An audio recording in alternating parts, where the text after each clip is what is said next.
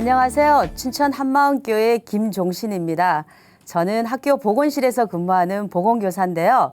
아이들이 귀찮아 보건실에 들어올 때마다 나가! 이 소리부터 해서 얻은 별명이 나가 선생님이 되었는데요. 부활하신 주님을 만나 이제는 들어와 라고 아이들을 기쁘게 맞이하는 선생님이 된 간증을 하려고 합니다. 저는 좀 늦은 나이에 보건교사가 되었는데요. 여러 가지 이유가 있었지만 TV에서 비행 청소년들만 보면 제가 보건교사가 되어 이 땅의 비행 청소년들을 바로잡아야겠다는 마음이 강하게 드는 거예요. 가출해서 길거리에서 방황하는 아이들, 청소년 금지 약물인 술, 담배 하는 아이들, 청소년 시기에 임신하여 낙태하는 아이들, 이런 아이들의 소식을 TV를 통해 보면 가슴이 설레면서 저런 악의 구렁텅이에 빠져있는 아이들을 제가 꼭 구해야겠다는 사명감이 생기는 거예요. 그래서 서울의 노량진 학원가에서 죽어라고 공부를 했고 그 결과 치열한 경쟁을 뚫고 보건교사 시험에 합격하였습니다. 첫 발령지는 실업계 고등학교였어요. 대부분은 편하고 근무하기 좋은 인문계나 초등학교로 발령 나기를 원하지만 저는 실업계 고등학교로 발령이 난 것을 기뻐했어요. 그런데 막상 가보니 아이들의 모습은 생각보다 심각했고 TV에서 본 모습 그대로가 제 앞에 펼쳐졌어요. 쉬는 시간이 되면 담배 피우는 아이들로 화장실은 두더지를 잡는 것처럼 담배 연기로 자욱했고 남녀공학이어서 학교 내 커플도 많아 하루가 멀다 하고 감당하기 어려운 일들이 생겼어요. 하지만 처음에는 정말 열심히 했어요. 다른 선생님들의 수업 시간을 빼앗아 가면서까지 하고 무슨 일이 생길 때마다 뒤처리도 최선을 다해서 했어요. 그런데 제가 아무리 노력을 해도 아이들이 변하지 않는 거예요. 갈수록 한계를 느끼게 되더라고요. 그래서 그 후로는 아이들의 탓을 하며 판단하기 시작했어요. 불쌍한 마음이 드는 것이 아니라 자기 몸을 함부로 하는 것에 그저 화가 날 뿐이었습니다. 내 노력과 힘으로 아이들을 변화시킬 수 없다는 좌절감에 처음 학교 들어올 때 불타던 사명감은 그렇게 사그러들었습니다. 그때 당시 저는 율법에 매여 있는 생활을 했는데요. 제가 세운 율법의 잣대로 다른 사람들을 판단하고 제가 옳다고 여기는 행동을 요구하게 되는 거예요. 우리 새언니가 가장 큰 피해자인데요. 제 눈에는 새언니가 우리 부모님에게 제대로 못하는 것 같아 A4 용지 한 장으로 편지를 빼곡히 써서 언니의 잘못된 부분과 또 이렇게 해줬으면 좋겠다는 내용을 새언니에게 드렸더니 새언니는 기겁을 하며 그때부터 저를 멀리하더라고요. 전 오히려 그런 반응에 황당했어요. 그런데 제가 결혼을 하고 보니 정작 저는 시어머니에게 전화 한 통화도 하지 않고 있더라고요. 그때 알았어요. 저에게서 율법이란 자기만의 확고한 기준을 만들게 해서 상대방 것만 보게 하고 정작 자기 것은 하나도 보이지 않게 하더라고요. 그러니 학교에서도 사랑할 만한 모습을 보이지 않는 아이들을 절대 사랑할 수도 변화시킬 수도 없었어요.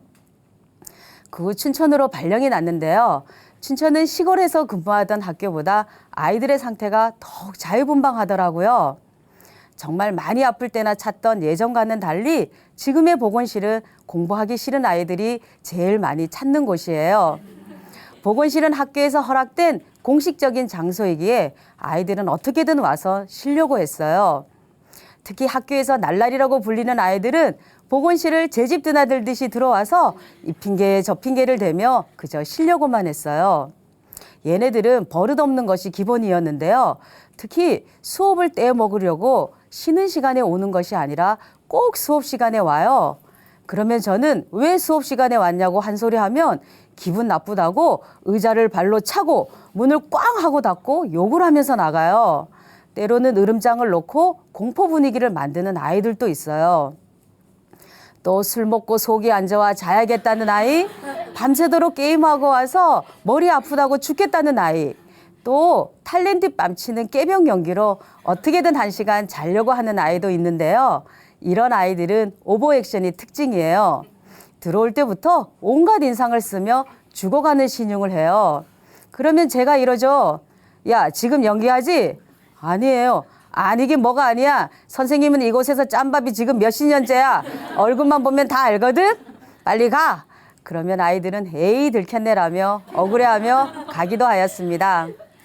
또 어떤 아이들은 어떻게든 조퇴하려고 귀에다가 담배 연기를 불어넣고 와서 열난다고 난리를 쳐서 측정해보면 열이 40도 가까이 올라가요.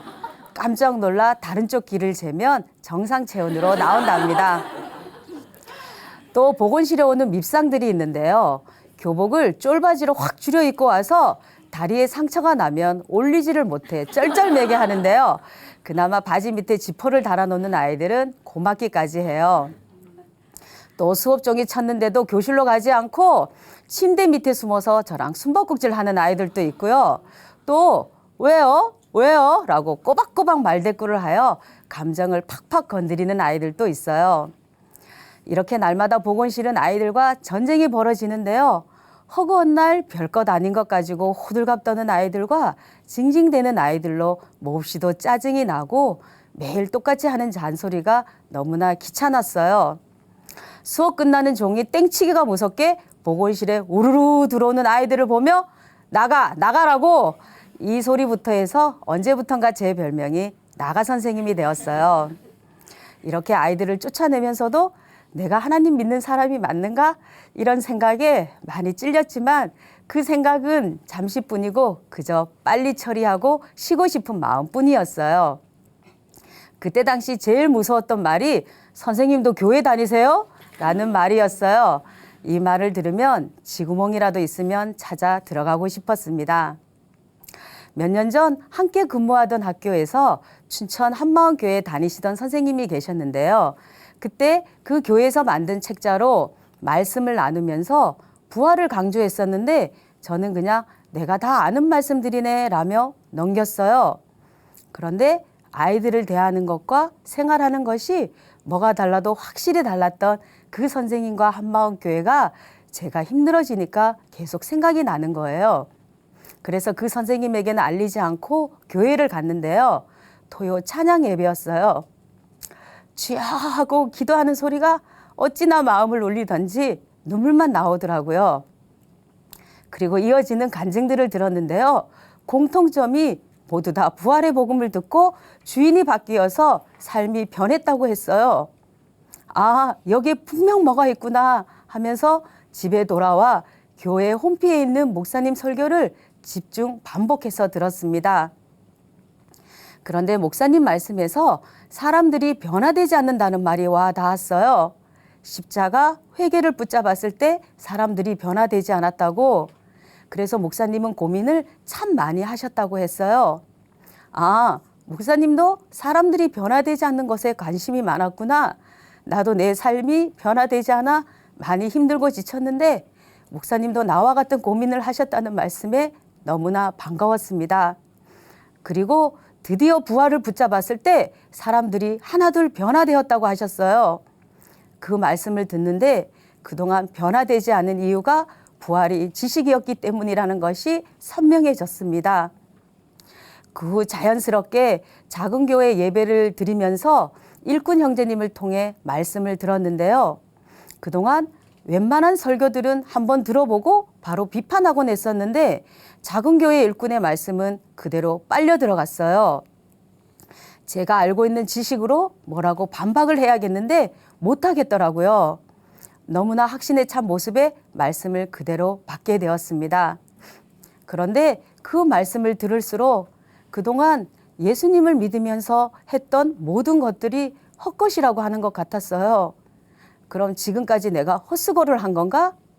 이런 마음이 들자 뭐가 크게 무너지는 것 같았습니다. 그러다 어느 날 로마서 10장 말씀을 보는데 예수를 주로 시인하며 라는 말씀과 하나님께서 그를 살리신 것을 내 마음에 믿으면 구원을 얻으리니 라는 이 두 말씀이 마음에 부딪히면서 그동안 제가 예수님의 부활 사건을 진짜 믿고 있었던 것이 아니라 그저 아는 정도로 여기고 있었고 내 중심이 예수님이 주인이 아니라 제가 주인 되어 있다는 것이 보여졌어요. 아, 그럼 지금 죽으면 나는 끝이겠구나. 이런 마음이 들면서 처음으로 하나님 앞에 이 부활을 선명하게 보여달라고 간절히 엎드렸습니다. 그런데 그동안 교회 다니는 것에 별 반응을 안 보이던 남편이 이상하게도 결사적으로 반대를 하는 거예요. 술을 잔뜩 먹고 와서 화를 내기도 했는데요. 어느 날 새벽 기도를 갔다 오니까 남편이 엉엉 울면서 자신은 지옥을 가겠노라며 베란다 문을 열고 뛰어내리려고 하는 거예요.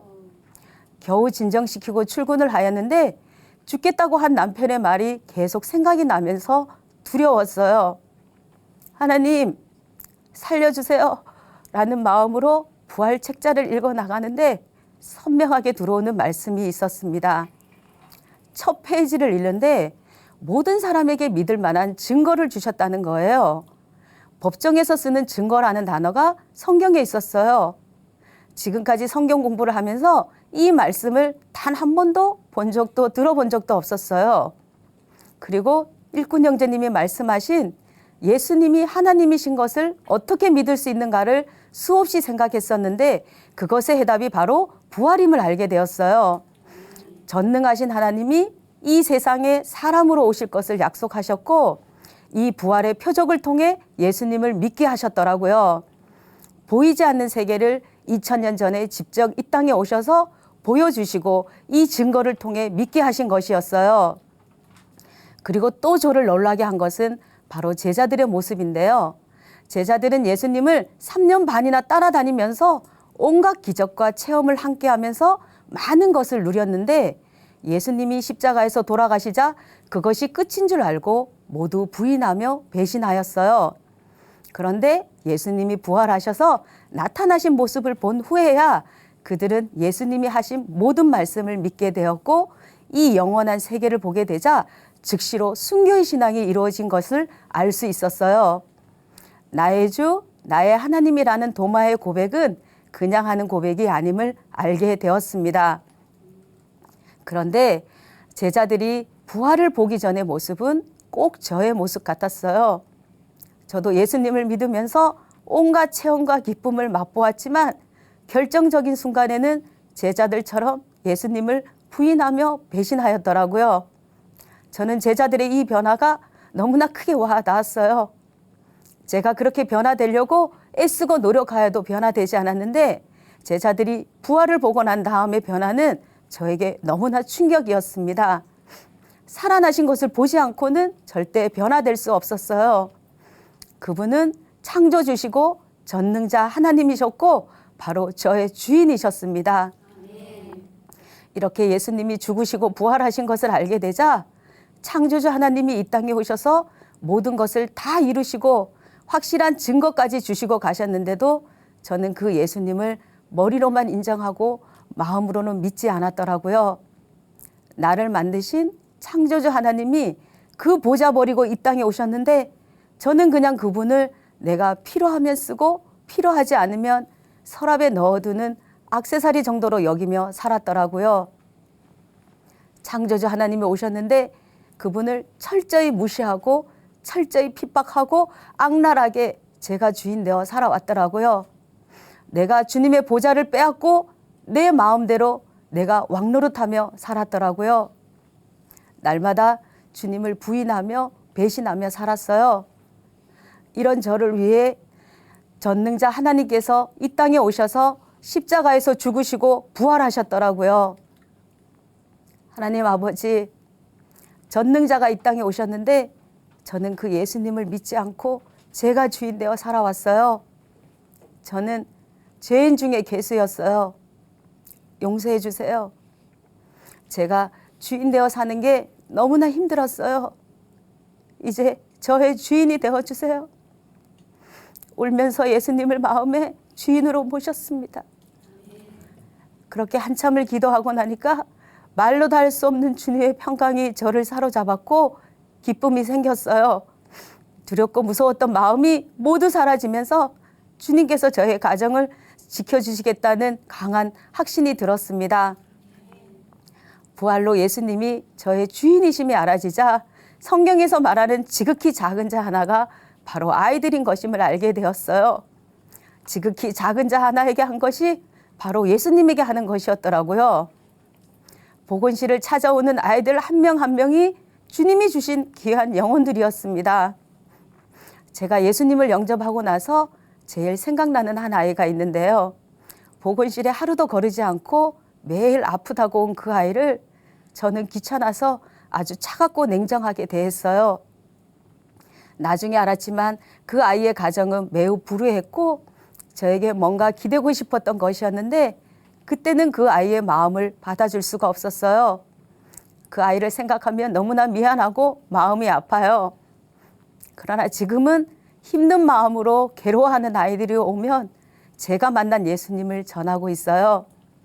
아이들이 진짜 주인을 만나 가장 멋진 삶을 살 수 있기를 바라며 열심히 기도하고 있습니다. 저는 처음 보건교사가 되려고 했을 때 악의 구렁텅이에 빠져있는 아이들을 구하려는 마음만 있었지 방법을 몰랐어요. 왜 아이들이 변하지 않을까에 의문이 많았었는데 그것이 아이들의 문제가 아니라 제가 문제였습니다. 제가 먼저 변화되어야지 아이들을 변화시킬 수 있는 것이었어요. 요즘은 아이들이 학교에서 제일 편하고 좋은 곳이 바로 보건실이라고 해요. 보건실은 여전히 매일매일 북새통인데요. 인상 팍 쓰고 오는 아이, 연기하는 아이, 수업 시간 떼먹고 오는 아이들이 변함없이 오지만 이런 아이들이 밉지가 않아요. 이불 위에 올라가서 장난쳐도 그래, 이불 한번 덧빨면 되지라는 마음이 되었어요.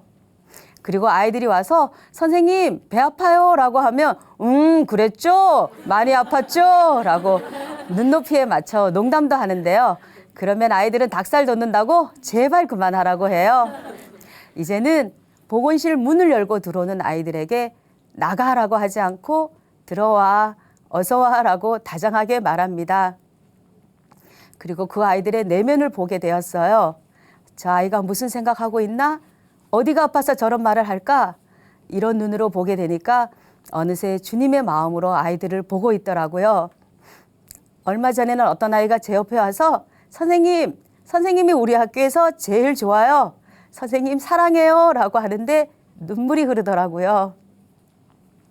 또 보건실은 학교에서 심각한 건강 문제가 있는 아이들을 돌보고 있는데요.